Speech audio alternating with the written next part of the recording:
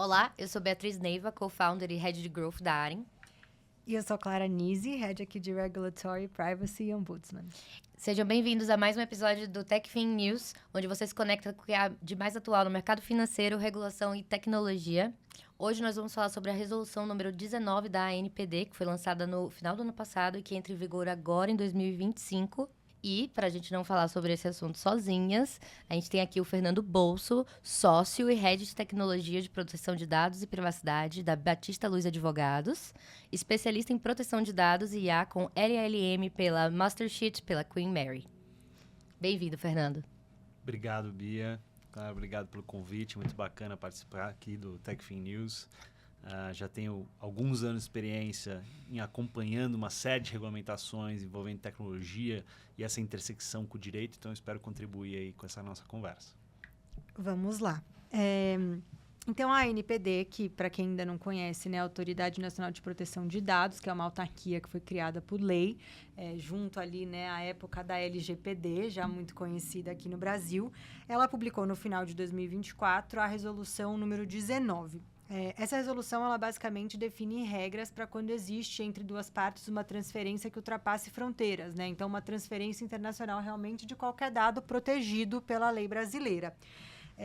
As empresas, então, para alguns itens ali da resolução, elas têm até agosto desse ano, né, para se adequar. Em alguns poucos itens, a gente vai trazer aqui melhor, eles já estão em vigor. E essa resolução, ela vem trazer um pouco mais assim de robustez, né, para um tema que já está muito bem regulado aqui no âmbito nacional.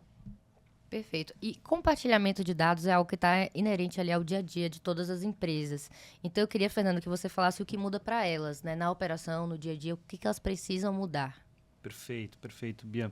Bom, primeiro, acho que é importante a gente entender que a Lei Geral de Proteção de Dados, ela veio para devolver ao titular, à pessoa física, o controle sobre o seu dado. Então, cada um de nós temos os controles sobre a nossa informação e, com isso, conseguimos exercer os nossos direitos e assim por diante. Qual que é o contexto, o objetivo dessa regra de transferência internacional? Garantir que esse controle, que o resguardo desses direitos seja mantido mesmo quando esse dado é transferido para fora. Então, a LGPD, ela resguarda o seu dado, né, a proteção dos seus dados aqui no Brasil, mas ela também quer repassar esse controle quando esse dado é transferido para fora e, para isso, ela impõe a todas as empresas que tratam dado de alguma maneira, sejam elas controladoras ou operadoras, controladora é aquela empresa que trata, né, define como ela vai conduzir aquele tratamento, e a operadora que trata o dado por conta e ordem do controlador. Ambas as empresas precisam, quando forem transferir dados para fora, incorporar ou implementar uma série de mecanismos necessários para proteger os direitos dos titulares. Você pode explicar um pouco sobre esses mecanismos, dar um pouco de exemplo do que as empresas podem fazer ali num primeiro momento para se adequar? Claro. Então, tem uma série de mecanismos previstos na lei. O principal deles é o que a gente chama de decisão de adequação. Significa quando a ANPD, né, a Autoridade Nacional de Proteção de Dados, reconhece um país de destino como tendo uma legislação equivalente à nossa. É bem provável que a ANPD reconheça, por exemplo, a região europeia, tendo um grau de equivalência em termos de legislação parecido, né, equivalente à brasileira. Por quê? Porque a nossa lei foi amplamente inspirada no GDPR. Então, é natural que isso aconteça num período breve. A própria ANPD já se manifestou no sentido de que ela deve fazer isso até junho, portanto, antes do nosso prazo de adequação previsto na regulamentação. Eu acho bacana você tocar nisso, né, da GDPR, porque é legal dar essa perspectiva de que isso não é uma iniciativa brasileira, né? Ela fala muito menos sobre a realidade da regulação no Brasil e muito mais sobre concessões feitas a nível global. Eu queria que você falasse um pouco mais sobre essa tendência em escala. Perfeito. É uma tendência global aprovar leis gerais de proteção de dados e, naturalmente, cada uma dessas respectivas leis querem também proteger os direitos das pessoas que têm os seus dados tratados ali quando esse dado é transferido para fora. Então, nós temos regras de transferência internacional, existem regras parecidas ali no GDPR, no contexto da região europeia, no Japão, na Coreia do Sul, no Canadá, em vários outros países tem regras similares. E a decisão de adequação é só um dos mecanismos.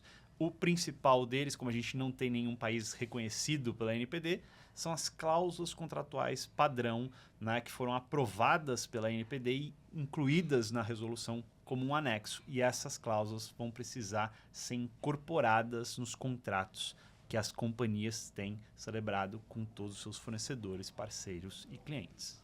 Perfeito.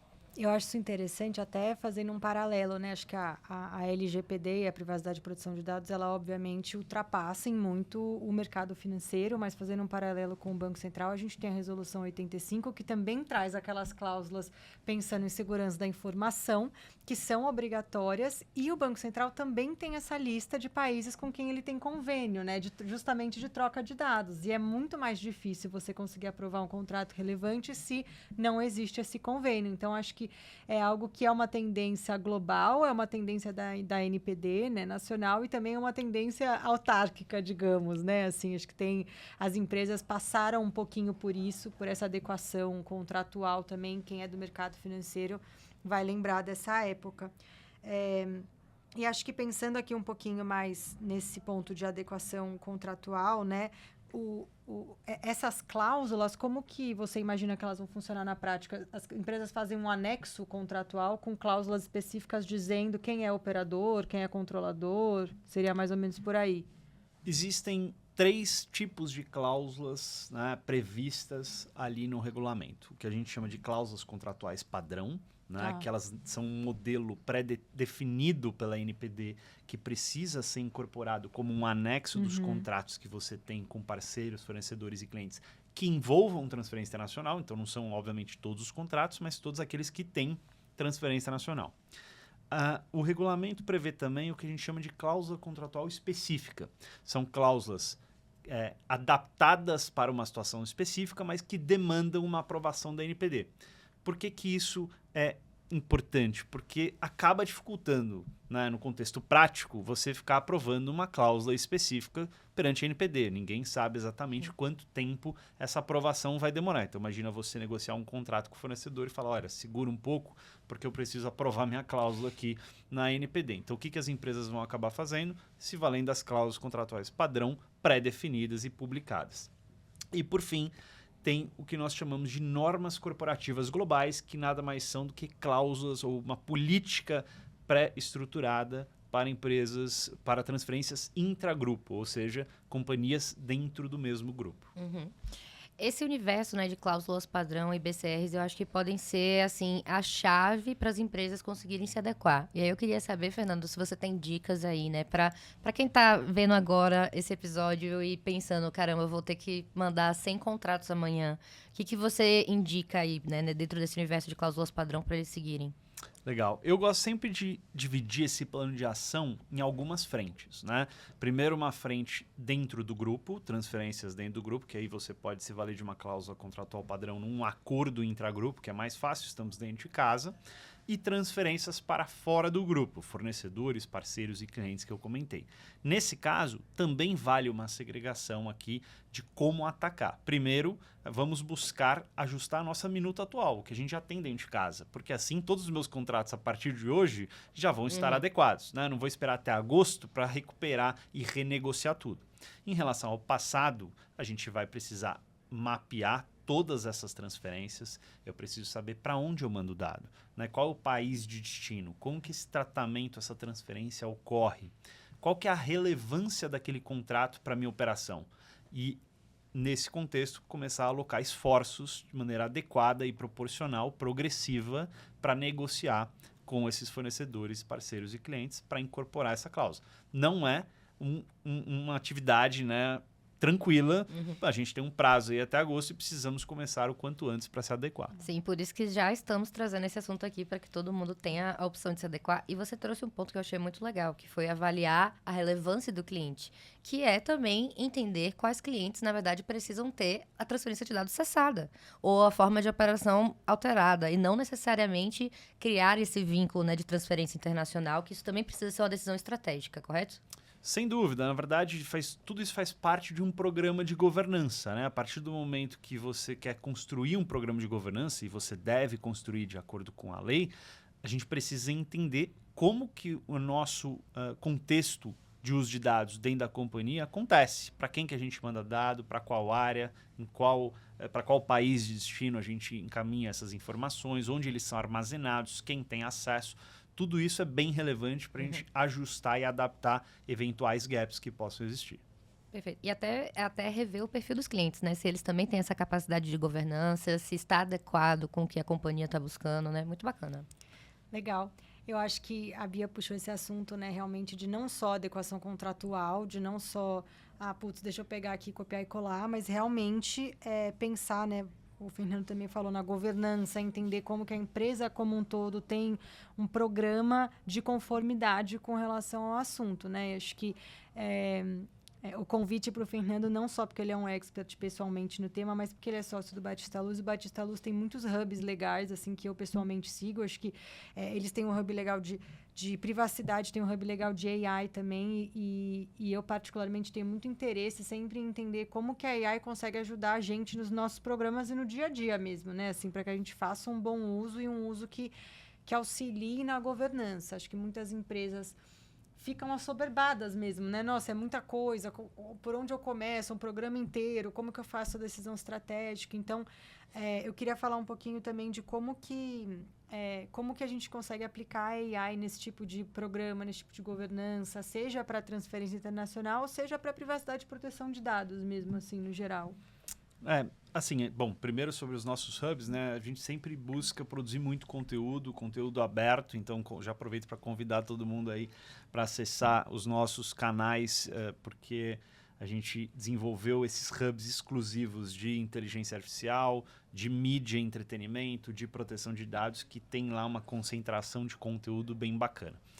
Sobre inteligência artificial, a gente consegue, obviamente, aproveitar muito essa tecnologia em benefício da construção de um programa de governança, seja para tornar os processos que a gente vem desenvolvendo mais eficientes, né? A gente vai precisar ir negociar 2, 3 mil contratos com fornecedores, a IA com certeza vai pensar e processar tudo isso, todas essas informações muito mais rápido que nós. Mas a gente também precisa buscar construir um programa de governança de IA responsável. Então, a partir do momento que eu, companhia, passo a desenvolver IA ou usar sistemas de inteligência artificial, é importante que eu avalie esses sistemas e como eles estão sendo usados.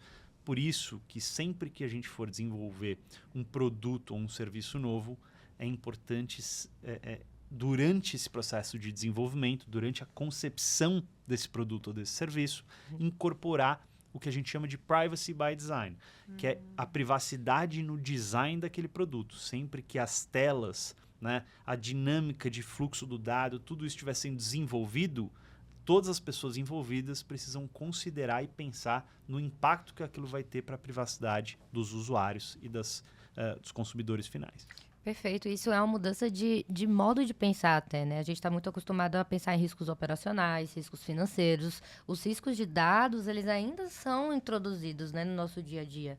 Aí falando até do processo de desenvolvimento de produto, né? Aquele assessment inicial de riscos, isso já está inerte. Aqui dentro da área, a gente também está vendo totalmente a necessidade de criar uma governança própria de AI, porque, de fato, ela funciona como você deixa ela funcionar, e a gente trabalha com muitos dados sensíveis, e o ChatGPT não atende empresas, tá, gente? Quem estiver me vendo aí, por favor, saiba disso. E aí eu acho muito legal que você trouxe essa questão dos produtos mesmo, né? Com Privacy by Design. Muito bacana. Sim, e aí a gente precisa começar a entender, né? Estão surgindo várias expressões, né? Tem Privacy by Design, tem IA responsável por design também. Então, começar a desenvolver sistemas de IA pensando na responsabilidade que nós temos como companhia e como a gente vai disponibilizar ou usar esse sistema dentro ou fora da companhia. Então, tem vários cuidados que a gente precisa ter aqui como companhia para cumprir a legislação e ter um posicionamento importante no mercado. Acho que isso faz todo sentido, assim, a gente...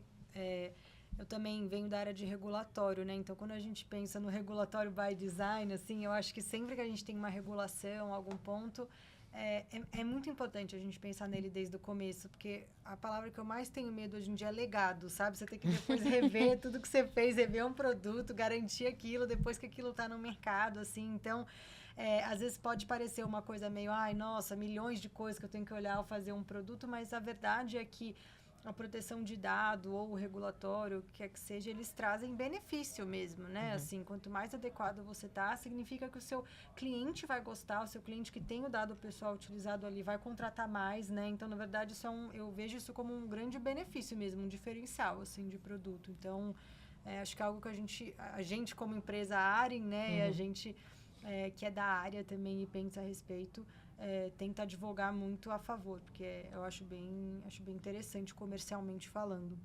Sim, e assim, trazendo um pouco do que a Bia mencionou anteriormente, né? É importante a gente saber com quem a gente faz negócio, né? Ou seja, avaliar o nosso parceiro, o nosso fornecedor, o nosso cliente, entender com quem nós estamos fazendo negócio para avaliar se esse fluxo do dado para fora da companhia está aderente ao que a legislação determina. E esse ponto que você trouxe, claro, é super importante também, né? A gente não pode visualizar essas leis de privacidade e proteção de dados apenas como uma obrigação legal, mas como uma nova forma de fazer negócio, né? Assim, tudo isso acaba trazendo um benefício importante para o negócio, seja em termos de eficiência, redução de riscos, mas principalmente fortalecendo a confiança e a fidelidade dos nossos clientes e parceiros. Bom, Fernando, muito obrigada pelo seu tempo. A gente está chegando aqui agora ao final do episódio. É muito bom poder conversar com alguém que de fato está aplicando AI, né, nesse ambiente regulatório e que de fato a gente sabe que faz muita diferença e que ainda vai melhorar bastante, né, aí pelos próximos anos. Queria que você deixasse aí, né, onde as pessoas podem te encontrar, quem gostou do assunto, quem quer conhecer o Hub de AI da Batista Luz, né, como que eles fazem aí para te achar? Boa, obrigado. Primeiro, agradecer, né, Bia, claro, pelo convite aqui. Muito bacana participar dessa conversa. Espero poder participar de outras conversas no futuro com vocês também. Podem me acompanhar no LinkedIn, né? Eu, Fernando Bolso, meu nome está disponível ali como perfil, e acompanhar também o Beluz, né, o Batista Luz, como escritório nas nossas redes, no LinkedIn, no Instagram. A gente publica muito conteúdo, nós temos os hubs aí disponíveis também para todo mundo poder acessar e visualizar e baixar o que a gente vem produzindo ao longo dos últimos anos. Fernanda, muito obrigada por aceitar nosso convite, foi muito legal esse papo, acho que é sempre muito interessante a gente tocar nesses temas que estão no buchicho, né, no mercado. Obrigada a todos que estão assistindo. Bom, galera, chegamos ao final de mais um episódio do TechFin News. Eu convido você a se inscrever na nossa página no Spotify e também seguir a gente no LinkedIn. A nossa newsletter voltou com tudo e eu espero que você esteja acompanhando. Tchau e até a próxima.